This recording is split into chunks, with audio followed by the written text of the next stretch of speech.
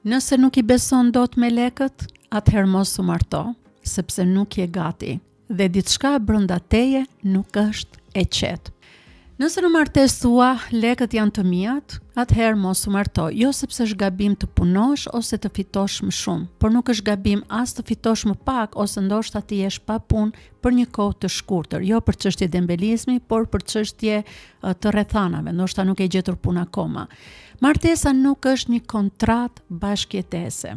Nuk jeni shok dhome, që ju të ndani gjithçka në mënyrë të përpikt me presje, me thik. Por martesa është një bashkim I zemrave dhe pastaj është një bashkim I aseteve të tjera që ju keni, gjithmonë duke patur parasysh edhe anën ligjore në raste të bizneseve që janë të trashëguara dhe kanë bashkëpronar, ka aksioner të tjerë. Kjo është një çështje specifike që kërkon konsulencë ligjore. Ne nuk po flasim në këtë rast për këtë, por po flasim në një rast normal kur bëhet fjalë për menaxhimin e burimeve financiare të jetës së përditshme të shpenzimeve të një çifti.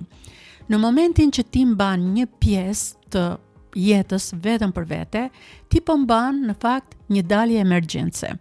Dhe kjo tregon diçka jo për lekët, por për besimin. Kur ti thua janë të mijat, në fakt po thua nuk jam I sigurt për ne të dy. Por ruaj veten në rast se ndodh diçka, ose unë po përgatitem për një krizë nëse ti për shembull do më lësh ose do bësh diçka. Kjo do të thosha është si drita e kuqe në kroskotin e makinës, që tregon që ka një problem që duhet parë. Makina mund të vazhdojë të eci, nëse ti nuk don që ta shikosh, por dikur do të lërë në balë, pra do të lërë në mes të rrugës.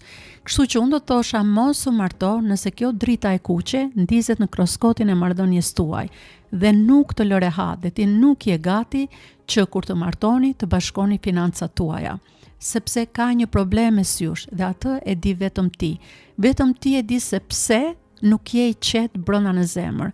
Vetëm ti e di pse nuk mund t'i besosh atij. Çfarë ka për të që ty nuk të flen zemra rehat?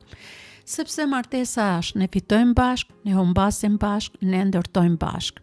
Nëse hyn me logjikën çfarë është e imja, je ende me mentalitet beqari dhe kjo nuk është më një çështje financiare, por është një çështje e sigurisë së brendshme dhe e mungesës së dëshirës për të bërë një. Pyetja reale nuk është kujt I përkasin parat, por pyetja reale është pse kam nevojë t'i mbaj të ndara, çfarë frike po përpiqem të kontrolloj dhe çfarë pasigurie po mbroj. Nëse nuk I beson ai sa të bashkosh financat, mos e bashko jetën, sepse ti nuk I beson personit që ke në krah. Lekët janë vetëm një simptom e asaj që po ndodh në zemër. Rënja është besimi. Arsyeja e mungesës së besimit është në analizën që ti I bën marrëdhënies tënde. Atë rënjë mund ta identifikosh vetëm ti. Zoti ju bekoft dhe nëse nuk më ndiqni, ju ftoj që të regjistroni në kanalin tim, nëse ju pëlqejnë tema të tilla që lidhin jetën e përditshme me jetën familjare, me besimin, me etikën dhe me punën. Dëgjohemi në videon tjetër.